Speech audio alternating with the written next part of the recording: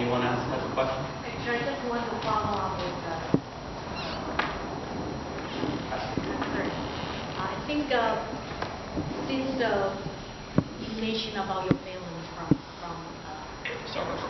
and I believe many people with family from South America, like Argentina, Peru, have gone through certain political prosecution of because they express their opinions or different way of believing.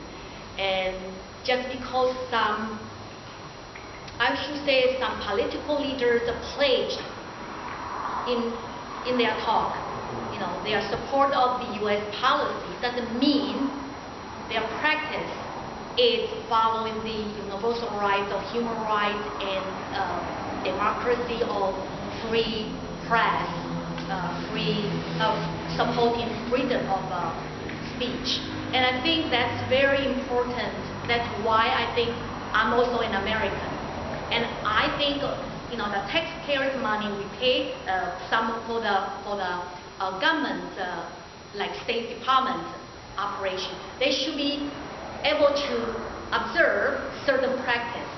In Taiwan, I think the thing is using the judicial means to prosecute. It's not just the former president, Chen Shui-bian. He's in jail now. Another former president, Li, he's close to 90 years old. He also was judicially harassed by investigation, all those things. It all took place after Ma Ying-jeou gained power, became president of Taiwan. And also another really terrible problems going on in Taiwan for so-called democracy is using another way, still the same, judicial means to prosecute the opposition parties' officers and members. And that's I think it's a really bad practice, but we know that has happened in South America. And I visited museums, I see this typewriter on fire. And it's just a symbol, and it's something like some dictators. There was severe case in the past. But what I'm saying is like using harassment or intimidation to suppress the opposition voice, or people maybe they were not opposition, they just didn't like their home taken for certain use, because there are certain land grabs happening in Taiwan now. And this is like small scale going on, getting like you can see like, is this Taiwan or China? So that's our great concern. We live in a democracy here, and we argue about all issues. This America is my adopted country. Even though I hear all this noise, I don't feel like certain intimidations that can be. Don't talk bad about Bush. Don't talk bad about this and that. And I think it's really what's happening in Taiwan is really a bad example of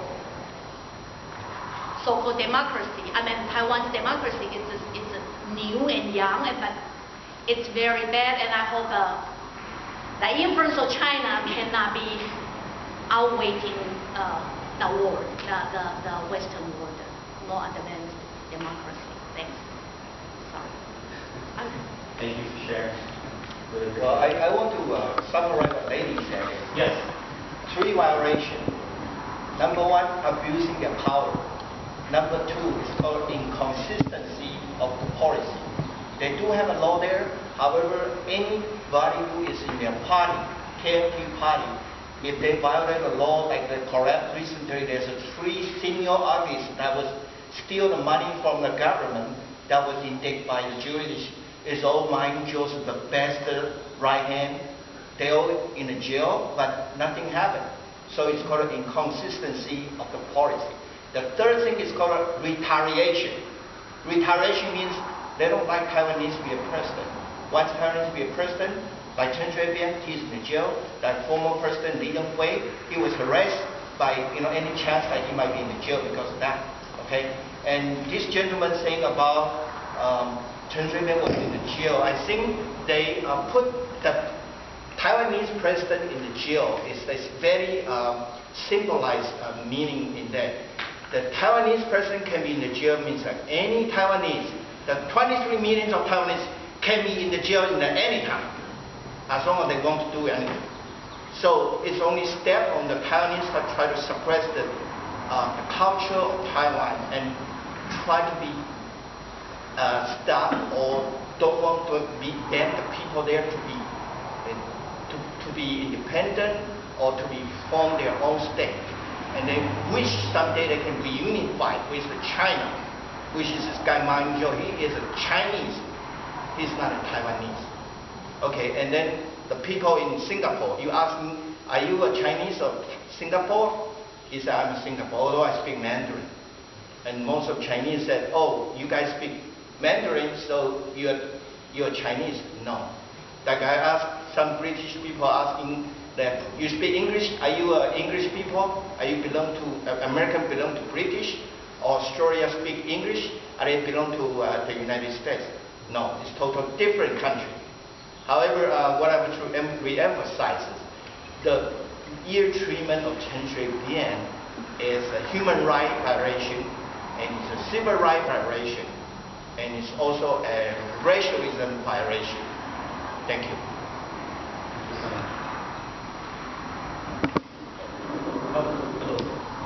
My name is San. I'm glad that you come here in Gabriel. You mentioned that Congressman Swalwell is in the immigration issue. Yes. And also Homeland Security issue. I'd like to mention something about what I just heard from a friend of mine. He just came back from the cruise, and then on the cruise there was a Chinese couple talked with him, and he said, oh, this country is amazing, this country is very good. Talk about the United States. And then he said, I retired and I get all the social security help and all the medical help, and then I do nothing, and then I can travel on the cruise all over the world. And then I don't know why a retirement new immigrant can come to this country and enjoy that kind of luxury things. In this room, there are a number of people, maybe retired, maybe young people still working. They work really hard, have a baby in the United States require U.S. citizenship. And that's been going on quite a bit and everywhere. I think it's for this kind of situation going on, and this, how many times the highest population, and then if all the retired people from China over 55 and come to this country, retire in this country and receive social welfare, Medicare, I think this country is going to collapse, and not only this country is going to collapse, this country will become United States of China. So I think Congressman really have to address this kind of issue. Another problem is, you mentioned that Congressman is involved in Homeland Security. Chinese has a huge group of software and computer people work on try to damage U.S. system. Everybody in the phone, they all have all those computers hacking going on, and then I encounter many viruses in my system, and then not only that a small thing.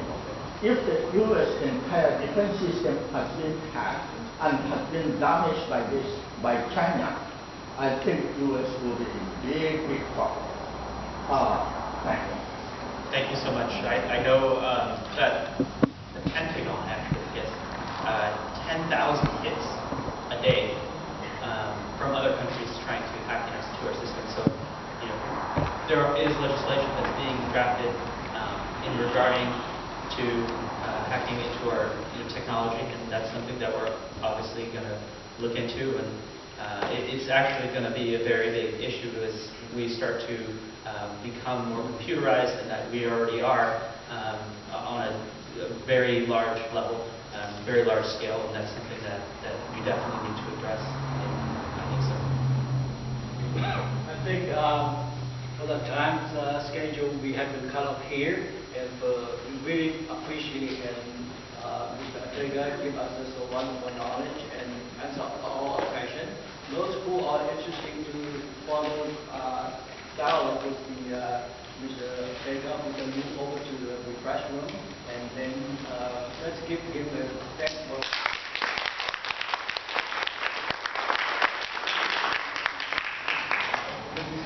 Those who we talk to him, and let's move over to the refreshment there. Like that is very important that we make sure that do not happen in our Congress, and that's something that the Congressman is very, adamant in, that we make sure that we're taking care of our budget in a way that's a comprehensive way, not cutting what's important to what he feels is important to constituents. So that's what happens on legislative side in DC.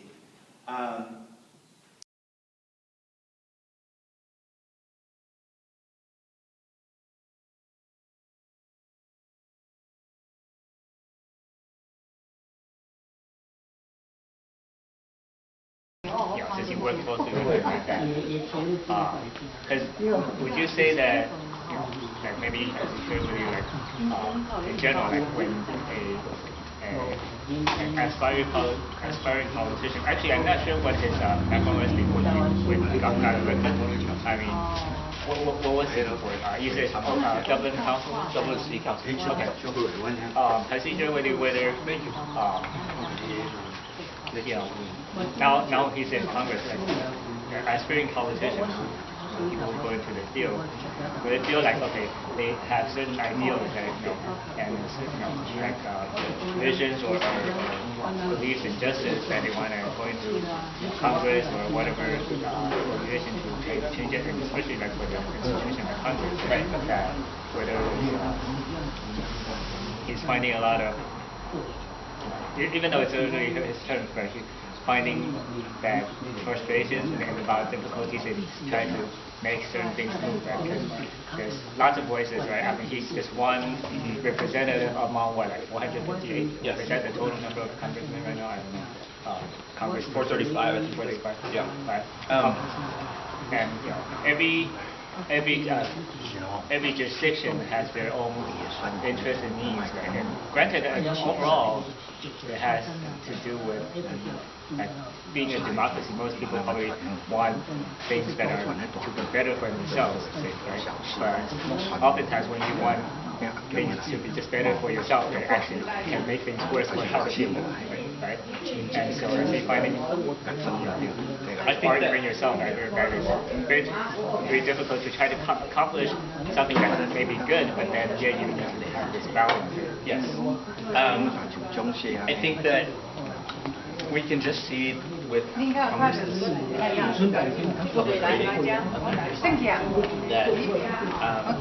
the level of being able to speak in Congress right now is very difficult, it's very challenging.